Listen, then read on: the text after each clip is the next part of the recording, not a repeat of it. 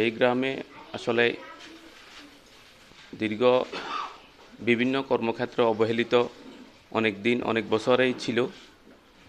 সেই সুবাদে করোনা ক্লান্তির লগ্নে যা আমাদের বিজয়পুরের কৃতি সন্তানেরা যারা বিদেশে অবস্থান গ্রহণ করেছেন, দেশের জন্য গ্রামের জন্য চিন্তা ভাবনা করেই এই বিজয়পুরের ফাউন্ডেশন খোলার উদ্যোগ নিয়েছেন। আসলে বিজয়পুরের যত সন্তানেরা দেশের বাইরে আছেন সবার প্রতি আমার কৃতজ্ঞতা সবসময় থাকবে, যারা এই মহৎ উদ্যোগ গ্রহণ করে আজকের এই পর্যন্ত আমাদেরকে নিয়ে আসছেন।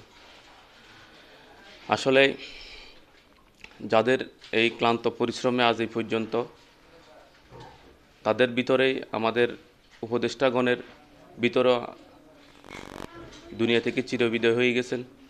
আমি তাদের রুহ আত্মার মাগফিরাত কামনা করি। পাশাপাশি যুবক ছাত্র সমাজ যারা আছেন এলাকার, তাদের প্রতিও আমার আন্তরিক ভালোবাসা সবসময় থাকবে। বিজয়পুর ফাউন্ডেশন সবসময় মানুষের ধারপ্রান্তে থাকে। বিজয়পুর গ্রামের প্রতি যথেষ্ট পরিমাণ যে ভূমিকা রাখে এটা একদম অতুলনীয়। আসলে না বললেই না, কোনো কাজকর্ম করতে গেলে অনেক বাধা বিভেদ আসে। আসলে পৃথিবীতে কেউ সমান হয়ে জন্মগ্রহণ করেন নাই। কেউ টাকা দিবে, কেউ শ্রম দিবে, কেউ যার যার অবস্থান থেকে সেই যথেষ্ট পরিমাণ হেল্প করবে। তা আসলে আমরা সবাইকে ছোট আকারে না দেখি, সবাইকে সাহস দিয়ে সামনের দিকে এগিয়ে নেওয়া যায়, আরও কীভাবে ডেভেলপ করা যায় সেদিকে আমরা লক্ষ্য রাখব। পাশাপাশি বিজয়পুর ফাউন্ডেশনের অনেক গুণগান এটা শেষ হবে না বললে। আসলে অনেক গ্রাম আমি অনেক জায়গায় দেখেছি, তবে বিজয়পুর গ্রামটা একটু ভিন্ন।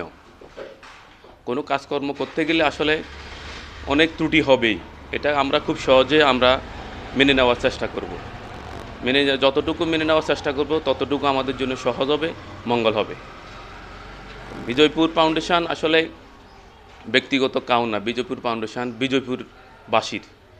সেক্ষেত্রে আমরা অনেক অসুস্থ ব্যক্তি, অনেক সাধারণ দুর্বল ফ্যামিলি সহ বিভিন্ন রমজান বলেন, কোরবান বলেন, অনেক ভূমিকা বিজয়পুর ফাউন্ডেশনের গ্রামের প্রতি আছে। সেটাও আমাদেরকে লক্ষ্য রাখতে হবে। বিজয়পুর ফাউন্ডেশন আপনাদেরকে দিতে আসছে, আসলে কখনো নিতে আসে নাই। বিনিময় চাই কি আপনাদের কোনো ছাত্র ছাত্রী ভালো ফলাফল হোক, ভালো গ্র্যাজুয়েশন হোক, ভালো ডাক্তার হোক, ইঞ্জিনিয়ার হোক, বিজয়পুর ফাউন্ডেশন চায় এটা। বিজয়পুর ফাউন্ডেশন আসলে কখনো নিতে আসে না, শুধু আপনাদের থেকে ভালো নিউজ, আপনাদের ছেলে মেয়েগুলা ভালো থাকলেই ওনারা খুশি। যাই হোক, বিজয়পুর আসলে গ্রামটা খুবই ছোট। আরেকটা বিষয় বললে নাই, বিজয়পুরের যারা সমাজ এবং মসজিদ কমিটিতে যারা নিযুক্ত আছেন, আমি আপনাদের বিনয়ের সাথে বলবো, আপনারা সবসময় গ্রামের প্রতি নতুন কিছু করার চেষ্টা করবেন। পূর্বের ন্যায় কি হয়েছে না হয়েছে আমরা ছোট আকারে সেটা দেখব না। আমরা সামনের দিকে যুগের সাথে তাল মিলিয়ে কিভাবে গ্রামকে একতাবদ্ধভাবে আমরা ছোট বড় সবাইকে নিয়ে অন্তত মাসে একবার হইলেও, আমার মনে হয় যারা কমিটিতে আছেন এবং যারা এলাকার গণ্যমান্য মুরব্বীগণ যারা থাকবেন, সবাইকে নিয়ে আপনারা আলাপ আলোচনা নিয়ে সবসময় সমঝোতার ভিতরে, কাউরে দূরত্ব দেখবেন না, কাউকে ছোট দেখবেন না। সবাই নিজেরা এখানে কেউ চাচা, কেউ জ্যাঠা, কেউ ভাই, কেউ ছোট ভাই, বড় ভাই, সবাই এরকমই আছেন। তো সব কিছুর আসলে কাজকর্ম করতে গেলে অনেক কিছুই হবে। তো আশা করি আমি বিজয়পুর ফাউন্ডেশনের সাফল্য কামনা করি, এবং আজকের যেই অনুদান চলমান, পূর্বেও অনেক অনুদান হয়েছে। তো এই মাদ্রাসার মনে হয় একটা অনুদান আছে, সাধারণ ফ্যামিলির শিক্ষার্থীদের অনুদান আছে, এবং আরেকজন আমাদের সেলিম, ওরও অসুস্থতার কারণে তারও অনুদান আছে।